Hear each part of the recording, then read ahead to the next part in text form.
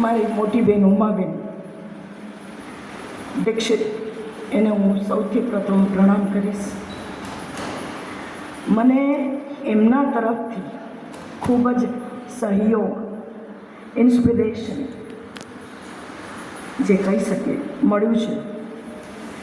તેમનો આગ્રહ અને પ્રેમ મને અહીં સુધી પહોંચાડી છે. પ્રણામ સૌ વડીલોને, અરવિંદભાઈ, સરયુબેન, અમને સૌને પ્રણામ. તમે બધા મારા સ્નેહીઓ છો અને હું આશા રાખું છું કે મારી કોઈ પણ ભૂલ ચૂક હોય તો મને માફ કરજો.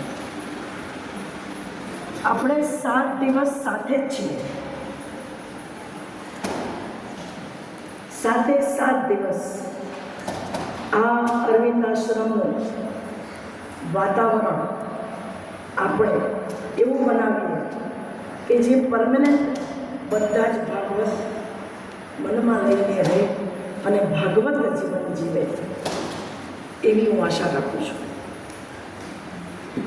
આમ તો ભાગવત કથા માટે કોઈ દિવસ, તિથિ, વાર, મહિનો હોતો જ નથી. ભગવાનને ભજવા માટે કોઈ થોડું તિથિ, દિવસ, વારની જરૂર પડે. આપણે પિતૃપક્ષમાં પણ પિતૃઓની પાછળ ભાગવત કથા થઈ શકે. ઘણીવાર એમ કહે કે શ્રાદ્ધ પક્ષમાં કંઈ નહીં થાય, પણ ભાગવત કથા ચોક્કસ થાય. આપણે એ વાત ભાગવત મહાત્મામાં જોઈશું. અને અહીં ઉપસ્થિત જે લોકોએ આ કાર્ય પહેલે દિવસે જે સફળ બનાવ્યું અને 7 દિવસ મને જે સહયોગ મળશે એ બધાની હું ખૂબ ઋણી છું, ખૂબ આભારી છું. ઘણા એમ દલીલ કરે કે મેં ભાગવત કથા બહુ વાર સાંભળી, બહુ સાંભળી. એમાં કોઈ શંકા નથી. હું તમને એક દ્રષ્ટાંત આપીશ કે નોળિયો અને સાપ બે જ્યારે લડે, બરોબર છે કે સાપની સામે નોળિયો જરા નબળો જ પડે. એટલે નોળિયો લડતા લડતા પાછો કોઈ જાડી ઝાંખરીમાં ભરાઈ જાય અને ત્યાં જઈને નોળી નામની વનસ્પતિ સૂંઘે, એને સેવન કરે અને પાછો બહાર આવે અને પાછો યુદ્ધ કરે. અહીંયા કહેવાનો મતલબ એ છે કે જીવન લડાઈ નહીં કહી શકાય, પણ જીવનમાં ચઢ ઉતર બધું આવે, એની તાકાત તમારે લેવી પડે. અને ભાગવત એ તમને કોઈ તાકાત પૂર્ણ. દરેકને માટે એવું શક્ય નથી કે રોજ ભાગવત વાંચે, રોજ ભાગવત કથા સાંભળવા જાય. પણ તમારું જીવન જ કેટલું મોટું છે. અને ખાસ કરીને 60 પછી કે આપણી પાસે બીજા કોઈ કામો હોતા જ નથી, તો રોજ થોડું થોડું, એક રહસ્ય, 2 રહસ્ય વાંચતા રહીએ તો રોજ એમાંથી આપણને તો કંઈ શીખવા જાણવા મળે જ છે. આમ નોળિયાની જેમ આપણે ભાગવતની સુગંધ અને ભાગવતનું સેવન કરતા રહેવું જોઈએ. આમાં મૃત્યુ તો બધાનું નક્કી, જે દિવસે જન્મે એ દિવસે મૃત્યુ નક્કી. એમ હારે કંઈ છૂટકો થાય, માંદા પડી ગઈ, કંકાસ, ઘર, પૈસા, બધી તકલીફો છે.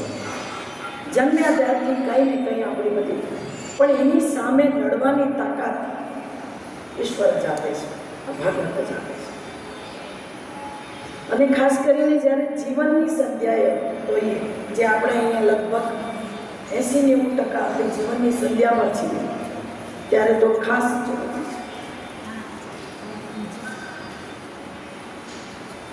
ભાગવત અને એવા બીજા ગ્રંથોનું વાંચન, શ્રવણ કરવાથી એક અનેરો વિશ્વાસ પેદા થાય છે. અને એ વિશ્વાસથી તમે છેલ્લે સુધી, આપણે ભાગવત કથામાં પણ જોઈશું, માણસ છે, માણસ માત્રથી ભૂલ થાય, ક્રોધ આવે, બધું થાય, કારણ કે એવું કહેવાય છે કે જ્યારે શંકર પાર્વતી આકાશમાં એમના વિમાનમાં ધ્યાન કરતા હતા અને ભગવાન ધીરે ધીરે બધા ફૂલ બધા નીચે ફેંકે, એમ કે આ ફૂલ, બધા ફૂલોને વચ્ચે કરતા હતા અને એક ફૂલ એમણે પોતાના ખિસ્સામાં લઈ લીધું. પાર્વતી માએ પૂછ્યું કે તમે આ ફૂલ કેમ લઈ લીધું? તો કે આ બીજા બધા જે ફૂલ વેર્યા છે એ ફૂલથી જ્યારે એમને શાંતિ જોઈશે ત્યારે મારી પાસે મંદિરમાં કે ઘરમાં જ્યાં મંદિર સ્થાપ્યું હોય ત્યાં આવશે અને શાંતિની માંગણી કરશે, ત્યારે હું એ ફૂલ લેવા જવું. તો એ ફૂલ તો એમની પાસે જ રહેવાનું. એટલે આપણે ચોક્કસ પ્રભુ ભક્તિ અમુક ઉંમરથી તો રોજ કરવી જોઈએ. ભણવા કરવાની ઉંમર હોય ત્યારે એ લોકો સરસ્વતી પામે છે, સરસ્વતીની વિદ્યા કરે. પણ આપણે તો આજે માતાજીનું પર્વ શરૂ થાય છે. માતાજી, શિવ ભક્તિ અને ગણેશ ભક્તિ કહો કે ભાગવત ભક્તિ કહો, બધી જ ભક્તિ આપણા માટે ખૂબ જરૂરી છે. અને આ મારો પોતાનો અનુભવ છે, એ પણ તમને ભાગવત જે પધારે એ પહેલાં આ ચોક મંડપ હતું, પણ એકવાર એ પધારે 7 દિવસ આ મંદિર બની જાય છે. તો મારી સર્વને વિનંતી, કોઈએ કોઈ પણ જાતનો ઉદ્વેગ, ક્રોધ, ગુસ્સો કરવો નહીં, દુઃખી થવું નહીં, હતાશ થવું નહીં. જ્યારે પણ તમને એવું આવે તો જય શ્રી કૃષ્ણ, જય શ્રી કૃષ્ણ બોલતા રહેવું, જેથી કરીને આપણું બધું જ દબાઈ જશે અને ભગવાન શાંતિનું ફૂલ તમને અદ્રશ્ય રીતે તમારા ઉપર આવશે. આ 7 દિવસ આ મંદિર થઈ ગયું છે. ભાગવત વાંચ્યા પછી મનુષ્યનો સ્વભાવ સરળ થાય છે. જો હું આ ભાગવતમાં લખેલી વાતો નથી કહેતી, આ મારા સ્વાનુભવની વાત. હું તમારી જેમ એક વ્યક્તિ છું જેના સંતાનો છે, સંસાર છે. મનુષ્યનો સ્વભાવ સરળ થાય છે. પોતાના દોષોનું દર્શન થાય છે કે મારી ભૂલ ક્યાં થાય છે. ભાગવત મનને સુધારે છે, દ્રષ્ટિ તમારી દિવ્ય બનાવે છે. પરમાત્માના દર્શન કરવાનું સરળ સાધન ભાગવત ગ્રંથ છે. એ અલૌકિક છે. આપણને ઘણીવાર એમ થાય, મારી મુંબઈની અધિક માસની કથાઓમાં 40-45 બહેનો 1 મહિનો કોન્સ્ટન્ટ 3 થી 6 આવવાની મારી કથા સાંભળે. અને એક બેન મારાથી પણ હતા, એ મને એમ કે બેન, હું તો એટલી બધી ભક્તિ પૂજા પાઠ કરું છું પણ મારું મન શાંત નથી. મેં કીધું કે તમે સવારે ઉઠો છો, ખાઓ છો, પીઓ છો, શ્વાસ લો છો, તમારો દીકરો તમે તમારી સાથે રહો છો અને બાકીની જે ક્રિયાઓ કરો છો, તમે જે આ સાડી પહેરીને આવ્યા છો કેટલી સુંદર છે, તમને ક્યારેય પૈસાની તકલીફ, તમે 3 કલાક અહીંયા બેસી શકો છો, તમને એવું નથી લાગતું કે એ ભગવાનની જ કૃપા છે? ભગવાનની કૃપા વગર સવારે ઉઠાતું પણ નથી. આ વસ્તુ આપણે ધ્યાનમાં, એની એ અલૌકિક કૃપા છે. ભાગવત કથા એ યજ્ઞ નથી, એ સત્ર છે. યજ્ઞ અને સત્ર વચ્ચેનો તફાવત ખૂબ છે. સત્રમાં દરેક શ્રોતા યજમાન છે, દરેક શ્રોતા, આમાં કોઈ મુખ્ય યજમાન નથી. અને યજ્ઞમાં એક જ વ્યક્તિને યજ્ઞનું ફળ મળે. ત્યારે અહીંયા મારા બધા જ ભાઈ બહેનો વડીલોને આ કથાનું પુણ્ય ફળ મળે એવી હું પ્રાર્થના કરું છું. ભાગવત કથાના શ્રવણથી તમારી ભક્તિ અને જ્ઞાન તમારામાં એનું સિંચન થાય. આપણે ભાગવત કથાના મહાત્મામાં જોઈશું કે ભક્તિ, જ્ઞાન અને વૈરાગ્ય એ 3 ત્રિકોણનું ક્યાં શું છે એ આપણે જોઈશું. તમે બધા અમુક વાતો જાણતા જ હશે, પણ મારી ફરજ બને કે જ્યારે હું અહીંયા વ્યાસપીઠ પર બેઠી છું તો આ વ્યાસપીઠનું મારે માન રાખીને દરેક વસ્તુ જે મહત્ત્વની હોય તે ડિટેલમાં કરીશ. અને જે તમે સૌ જાણતા જ હોય અને મને ખબર જ હોય હું આટલા વખત એને ટૂંકમાં પણ મારે હું એને ઉદારીને આગળ લઈ જઈશ.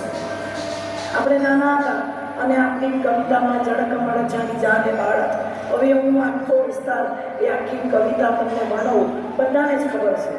તો એવી બધી વાતોને આપણે ટૂંકમાં લઈશું. પણ એ ખરેખર કૃષ્ણ, કાળિયો નાગ, વેદી દડો, ઉબાડ્યો, એ બધું શું છે એ ભાગવત આપણને કહે છે, એ જોવાનું છે. કથા સાંભળતી વખતે દરેકના ઈષ્ટદેવ, દરેકે પોતાના ઈષ્ટદેવનું નામ સ્મરણથી ધ્યાનથી કથા સાંભળવી. ભાગવત શાસ્ત્રમાં હમણાં આપણે હિમાંશુભાઈએ ભાગવત ગીતા અને ભાગવત શાસ્ત્રનું ડિફરન્સ બતાવ્યો.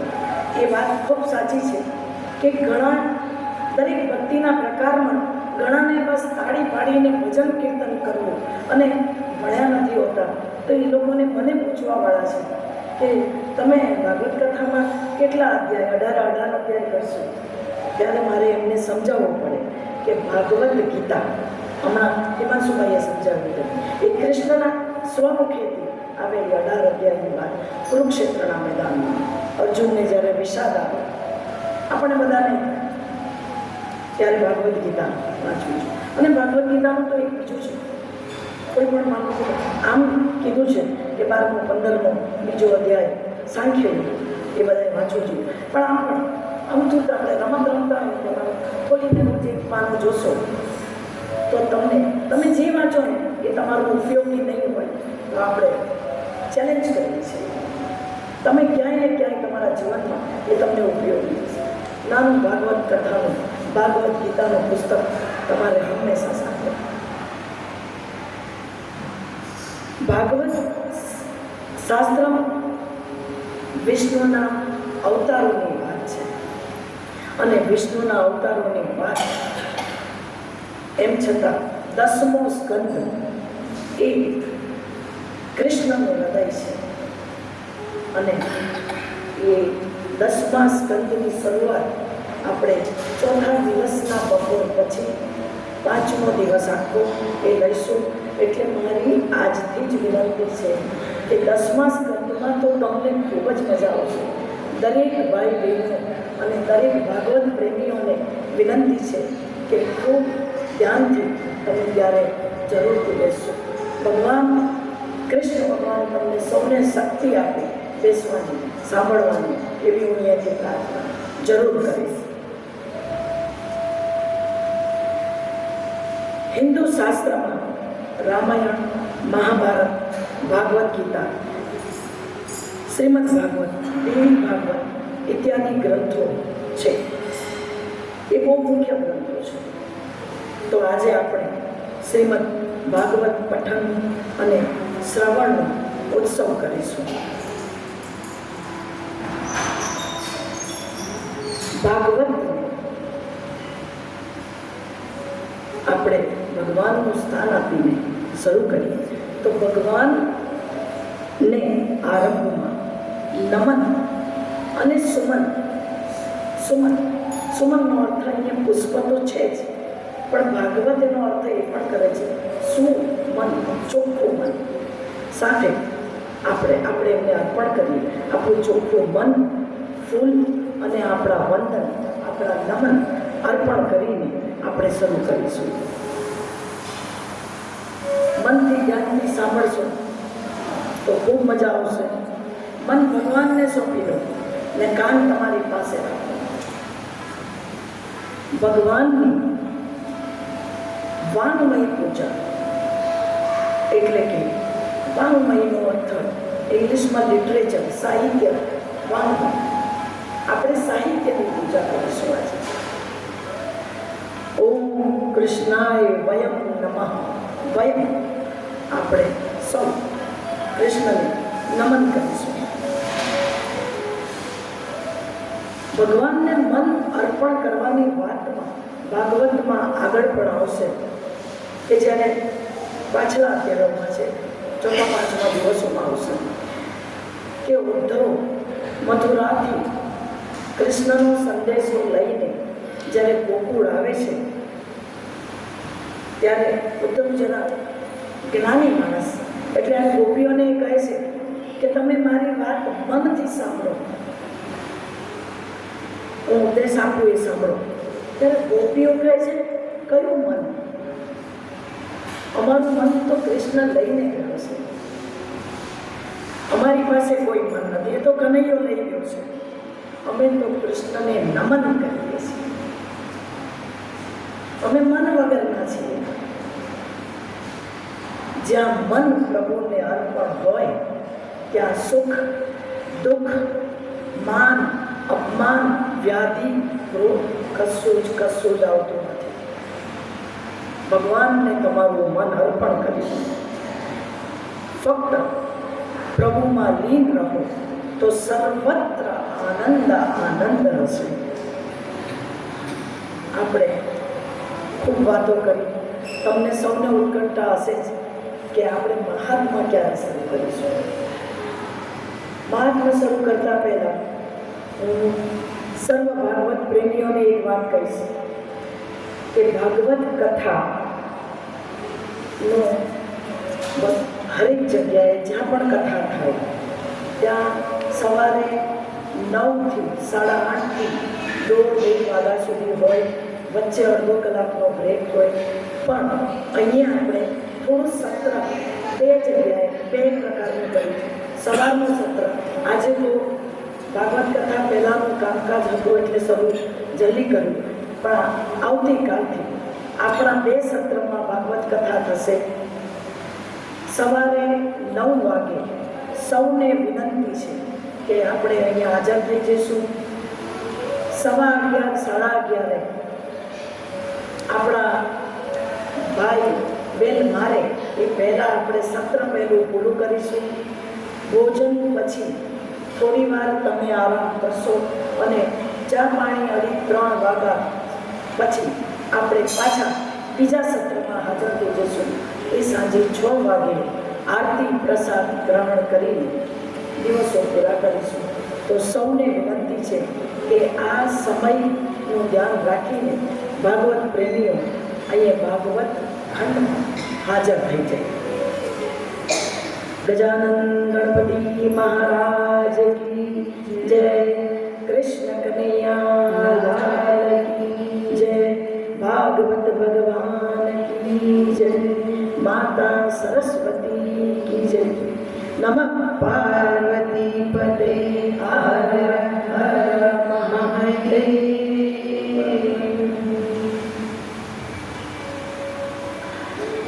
શ્રી કૃષ્ણ ભગવાન પૃથ્વીનો ત્યાગ કરીને સ્વધામ જવાની તૈયારી કરતા હતા ત્યારે ઉદ્ધવજી પૂછે છે, હે ગોવિંદ,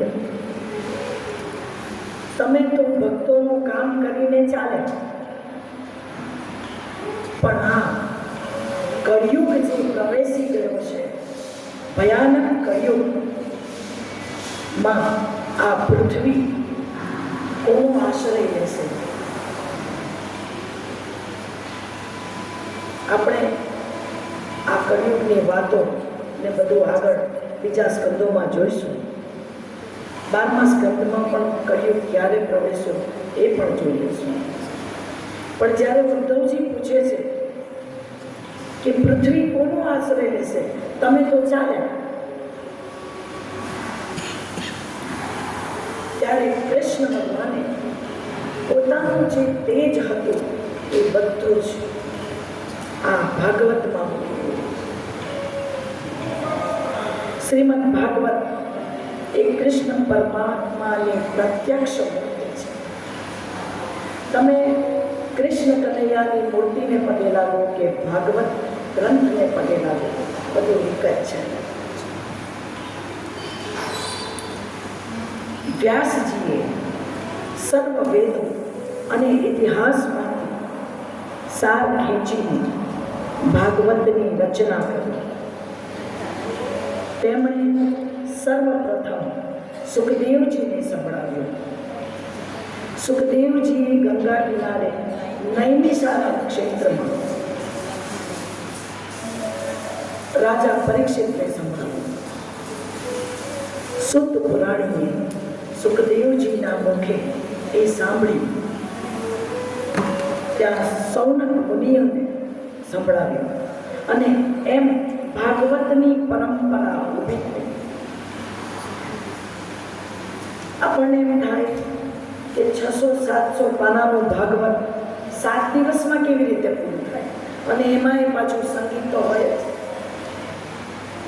પણ આપણે આગળ જોઈશું કે પરીક્ષિતની પહેલી કથા, પરીક્ષિત અને સુખદેવજી 7 દિવસમાં પરીક્ષિતને મોક્ષ મળ્યો હતો એવી કથા કરી. એટલે મુખ્ય વાતો એમાં 7 દિવસમાં આવરી લેવામાં આવી હતી.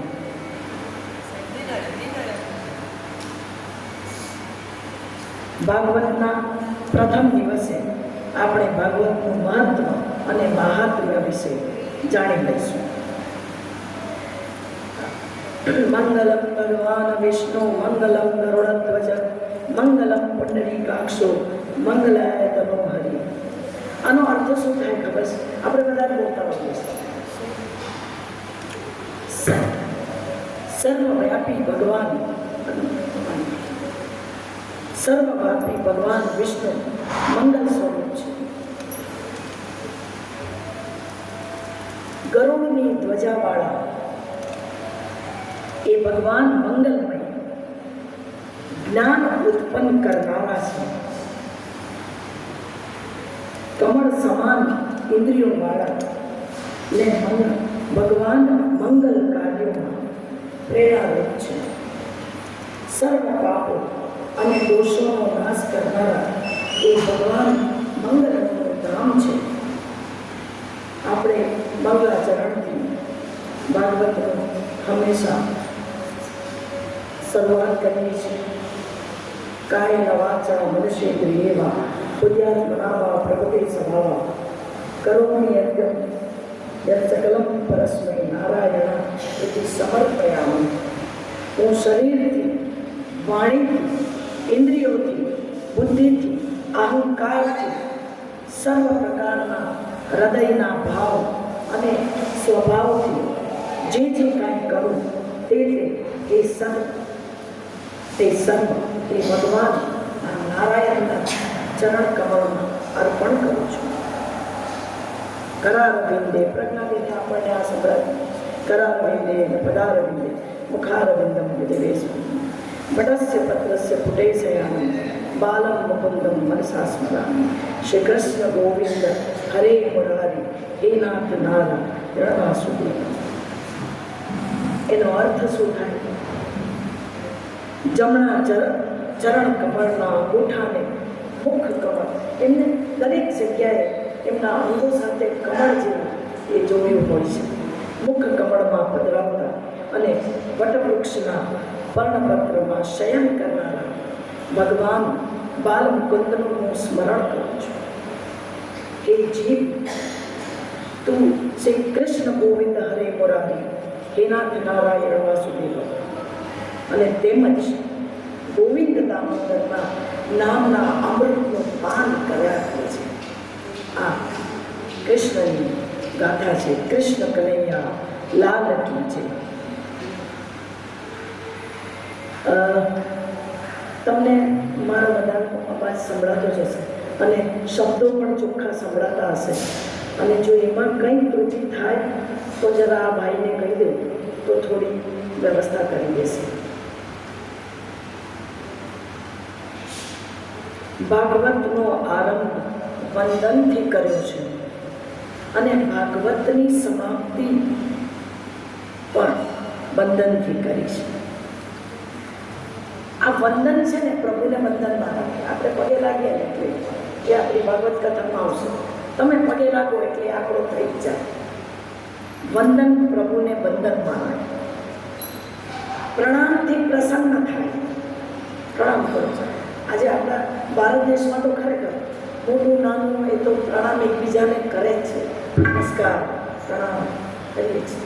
એમાં મોટું નાનું સર્વ જીવોમાં એક અંશ કૃષ્ણનો છે.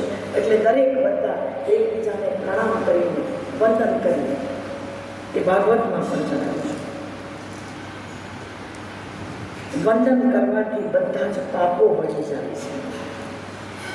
કોઈ પણ કાર્યની શરૂઆત કરો કે ઘરની બહાર પગ મૂકો એટલે ઠાકોરજીને પ્રણામ કરીને નીકળો.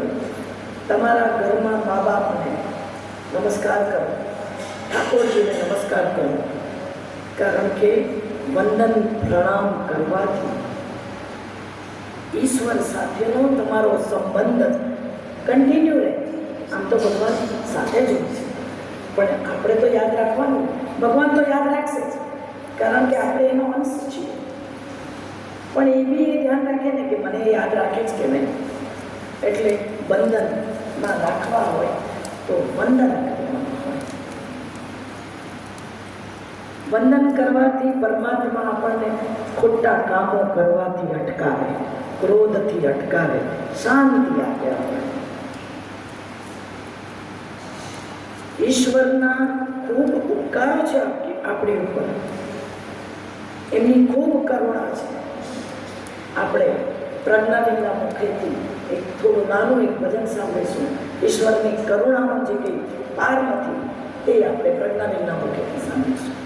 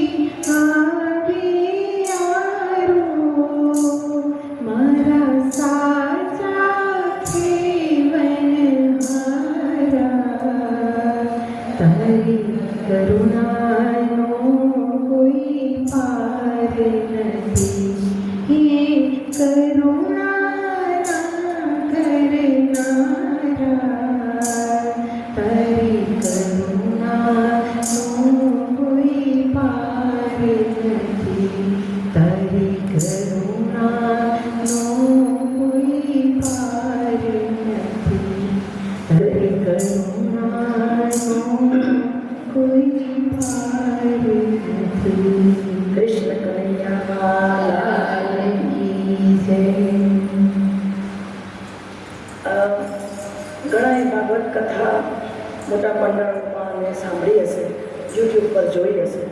એમાં તબલા, સારંગી, મોટા મોટા વાજિંત્રો એવું હોય છે.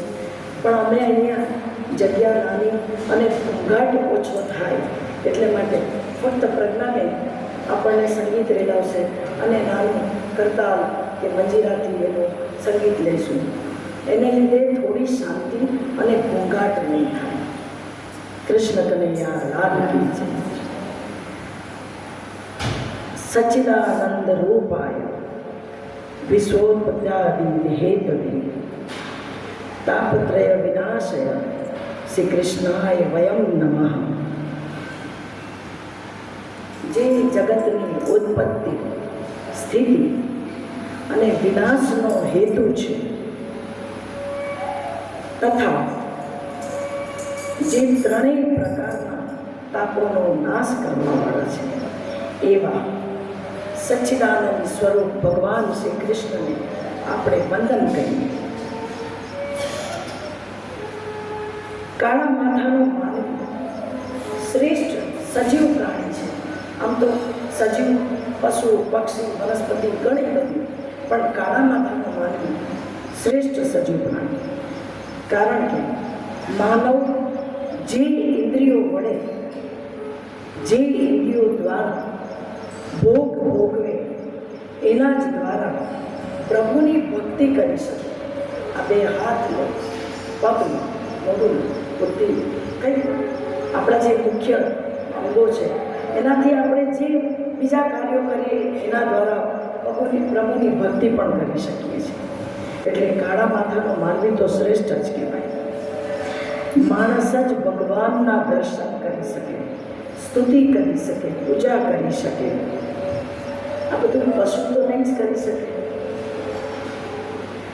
જે પરમાત્માના દર્શન કરે એનું જીવન સફળ થાય છે. આપણને એમ થાય કે વિઠ્ઠલના દર્શન જેને થયા, કે આ બધા જેને દર્શન થાય છે નારાયણના, એ દર્શન તો ભાગવતમાં આપણને એક દ્રષ્ટાંત બતાવો.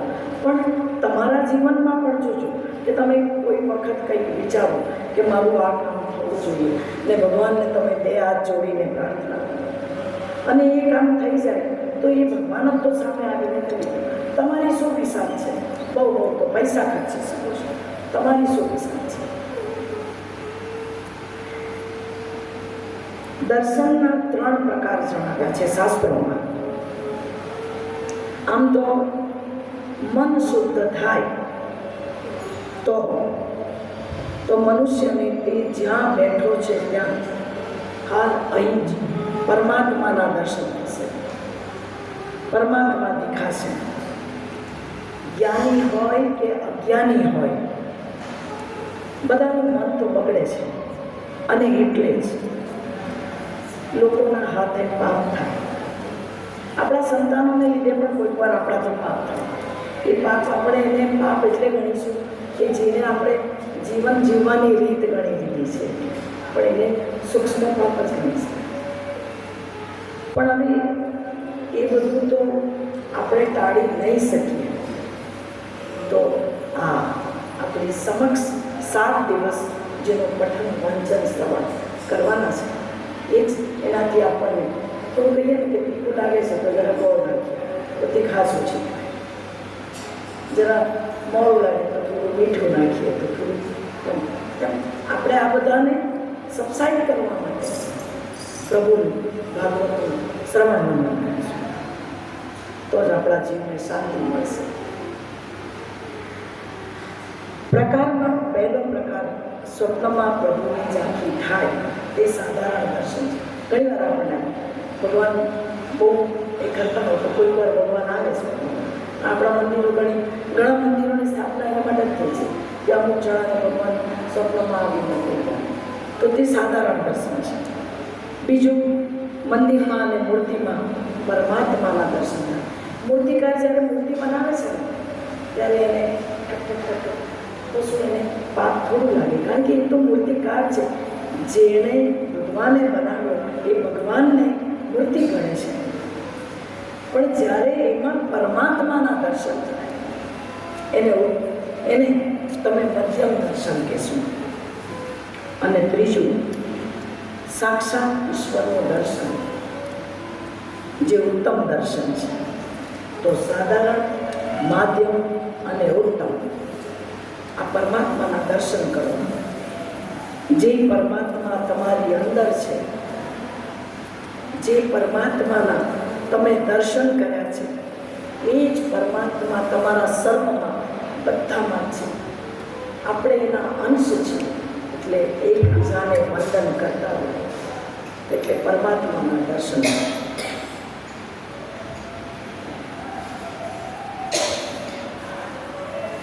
તમને આમ એવું લાગવું જોઈએ કે હું જ કૃષ્ણ છું, હું જ રાધા છું, હું જ ગોપી છું, એ ભાવ થઈ જવો જોઈએ. અહીં એક લેખકની વાત કરીશ, દીપ ત્રિવેદી. એમણે 6 વિભાગમાં હું કૃષ્ણ છું એ પુસ્તક લખ્યા છે.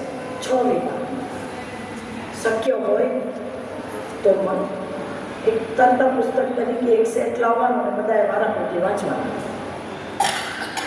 એ પુસ્તક મારી મમ્મી 93 વર્ષની ઉંમરે એણે 6 પુસ્તકો વાંચ્યા. અને પછી તમે જ્યારે એની સામે એને પગે લાગો અને પછી થોડી વાર જો તમે સરક્યા કૃષ્ણની વાતોમાં, તો તમને એવી વાત કરશે ને કે જાણે એમ કે હું જ કૃષ્ણ છું. એને એ ભાવ આવ્યો.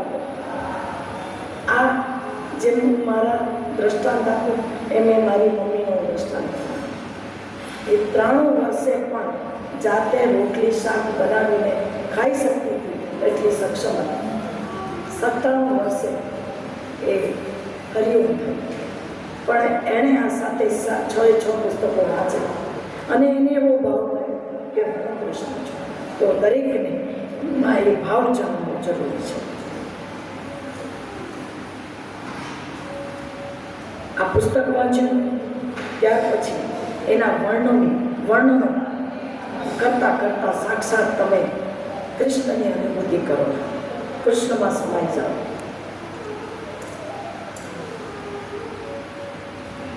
આ ગોપીઓ છે એ આપણા બધાની પ્રિન્સિપલ છે. અભણ છે, એમને કશું જ આવડતું નથી, એમને ખાલી કૃષ્ણ ભક્તિ ખબર છે, પણ બહુ જ્ઞાની છે. આપણે એ પણ જોઈશું કૃષ્ણના વિરહમાં એ જે ગોપી વિરહ ગીત ગાય છે. આપણે એ એકાદ ગીત જોઈશું, પ્રજ્ઞાબેન સંભળાવશે, એનું ભાષાંતર સંભળાવશે, એનો સમય આવશે. અજ્ઞાની એ કઈ કે ભણ્યા નહોતા, પણ કૃષ્ણને જે અંદર સમાવ્યા હતા, એ ગોપીઓએ પોતાના સ્વરૂપમાં કૃષ્ણના સાક્ષાત્કારનો અનુભવ કર્યો છે. એ કૃષ્ણમય બની જાય છે. એટલે તો જ્યારે ઉદ્ધવ આવે છે અને કહે છે કે પેલું આપણી કે કોઈ મળીને આવે ને પોપટની વાર્તામાં કે પોપટ ભૂખ્યો નથી, પોપટ તરસ્યો નથી, પોપટ આંબાની દાળ. તો ઉદ્ધવ આવીને ગોપીઓને કે કૃષ્ણ મથુરામાં છે, કૃષ્ણ સુખી છે, કૃષ્ણ મજામાં છે. કૃષ્ણના સમાચાર આપે છે કે આનંદમાં રહે છે કૃષ્ણ. ત્યારે ગોપીઓએ છે ને ઉદ્ધવને ખકડાવી નાખ્યા. શું વાત કરો છો? કૃષ્ણ ક્યાં ત્યાં ગયા છે? કૃષ્ણ તો અમારી અંદર છે. કૃષ્ણ મથુરામાં છે, એ અમારી અંદર છે. તમે એમની ભક્તિ તો જુઓ, એ જાણે છે. એમણે જ વિદાય આપી અક્રૂર જ્યારે આવે ત્યારે. પણ એટલા બધા કૃષ્ણમય થઈ જાય છે કે ઉદ્ધવને ખકડાવી નાખ્યો. કૃષ્ણ ત્યાં ગયા જ નથી, કૃષ્ણ તો અમારી અંદર છે. આ ખુમારી તમને ક્યારે આવે કે જ્યારે તમે કૃષ્ણમય થયા હો. અને પછી એ ખુમારી તમને જીવનના દરેક પળોમાં, દરેક કાર્યોમાં કૃષ્ણ તમારી સામે હાજર થાય અને તમારું કાર્ય સફળ બનાવે.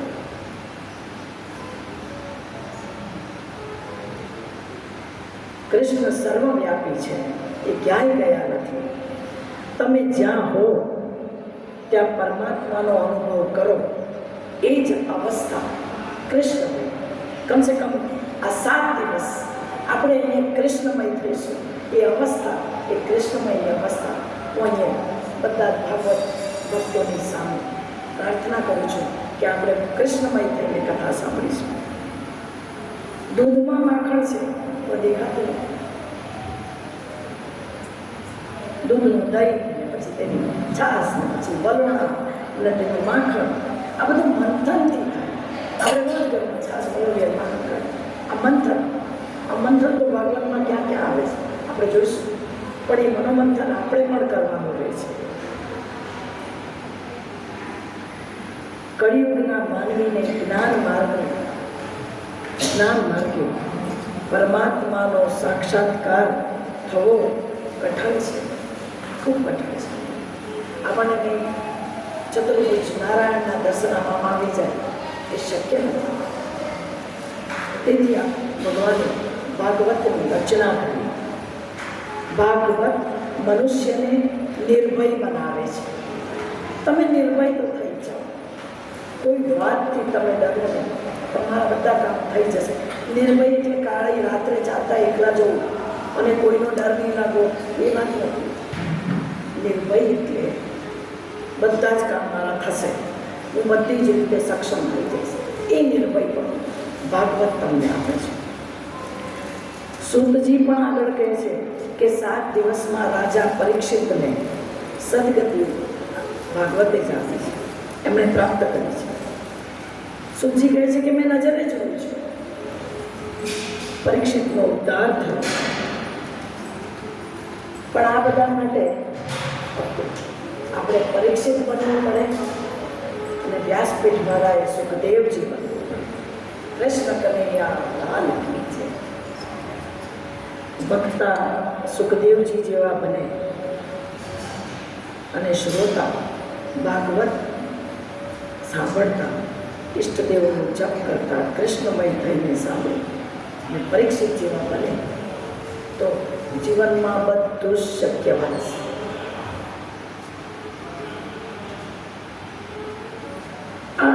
આપણે એવા ભારત દેશમાં જન્મ લીધો છે ત્યાં ભોગભૂમિ નથી, ધર્મભૂમિ છે. હમણાં તો આપણી વોટ્સઅપ યુનિવર્સિટી બધાને બહુ જ આ બાબતનું જ્ઞાન આપે છે, સનાતન ધર્મને. એટલે આપણે ભાગવતમાં આ બધી ચર્ચા નહીં કરીશું. પણ એક વસ્તુ ચોક્કસ કે હું પણ ઘણા દેશોની ફરી છું. ભાગવત ભારત દેશમાં એક ધર્મભૂમિ છે એ પુરવાર થઈ ગયું છે, મને તો સાબિત થઈ ગયું છે. અને એ વાત હું તમને આજે કહીશ કે અલગ અલગ ધર્મના લોકો, અલગ અલગ જાતિના લોકો આ દેશમાં રહે છે. વિશ્વમાં આ એક જ દેશ છે કે જ્યાં સર્વ ધર્મના લોકો સાથે રહીને બધા જ બધાના ધર્મ. આપણે પણ ક્રિસમસ હોય તો આમ મજા તો કરીએ જ છીએ, આનંદ કરીએ જ છીએ. દિવાળીમાં ઠેર ઠેર બધે હોય તો એ લોકો બી ઉત્સવ ઉજવે છે. આજે આપણી ભાગવત કથામાં શરૂઆતના ચરણમાં હિમાંશુભાઈ અને અમારા પરિવારના 2 ભાઈઓ જે લોકો રોજા રાખે છે એ લોકો ભાગવત કથાની પોથીમાં અને અહીંયા હાજર હતા. એ એમને આપણા સૌનો પ્રેમ ખેંચે. એટલે ધર્મની વાત કરીએ તો ધર્મ એટલે હિન્દુ ધર્મ, મુસ્લિમ ધર્મ એ નથી. ધર્મ તમે પોતે છો.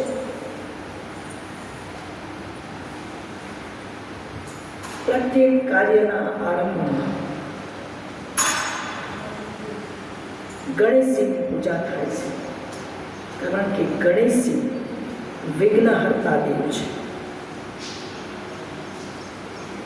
પ્રજ્ઞાબેન આપણને વિઘ્નહર્તા દેવની શ્લોક સંભળાવશે.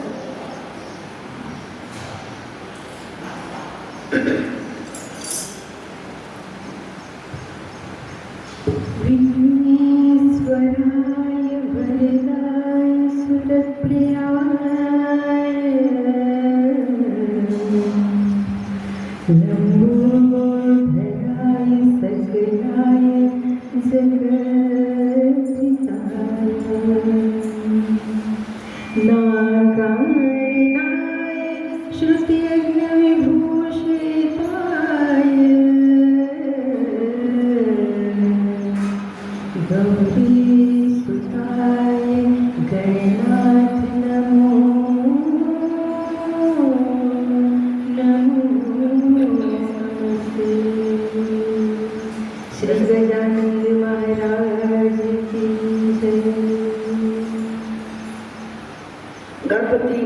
મહારાજનું પૂજન કરવું એટલે જીતેન્દ્રિય થવું.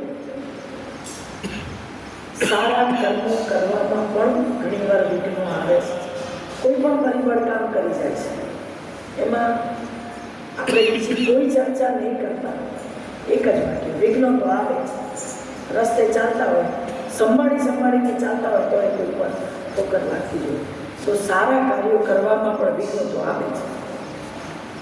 અને એટલે જ આખું ભાગવત વાંચવામાં તો આ રીતે વાંચવામાં તો કદાચ દિવસો નીકળી જાય, પણ સારા કાર્યો કરવામાં વિઘ્નો આવે એટલે માત્ર 7 દિવસની ભાગવત કથાનો ક્રમ અહીં બનાવ્યો છે. દરેક ભાગવત ભક્તોને ભાગવતની મુખ્ય વાતો વાર્તાના રૂપમાં તો ખબર જ હોય. ધ્રુવની કથા લો કે પ્રહલાદની લો કે ગિરિરાજધરણની લો કે કોઈ બધી ખબર જ હોય છે, પણ એનો મર્મ શું એ આપણને ભાગવત છે.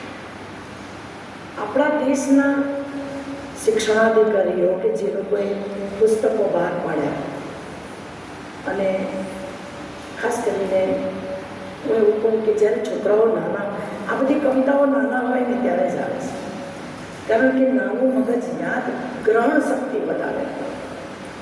એટલે આપણા સનાતન ધર્મને કાયમ રાખવા માટે બીજા ધર્મોની જેમ કોઈ સ્પેશિયલ ક્લાસીસ કે એવું નહીં હોય, પણ મને તો એવું યાદ છે કે ગુજરાતી સાહિત્યમાં નાના હતા ત્યારે આમાંની બધી કવિતાઓ આવતી હતી, અને કવિતાનો મર્મ પણ આપણને આપણી શિક્ષિકાઓ પણ ત્યારે એટલું સરસ રીતે સમજાવતી હતી. એટલે તમને બધાને એ તો ખબર જ હોય ભાગવતનું મહત્ત્વ, ભાગવતનું મહાત્મ્ય સમજવું ખૂબ જરૂરી છે. એથી આજના દિવસે વિસ્તારપૂર્વક તો આપણે એ જ જોઈશું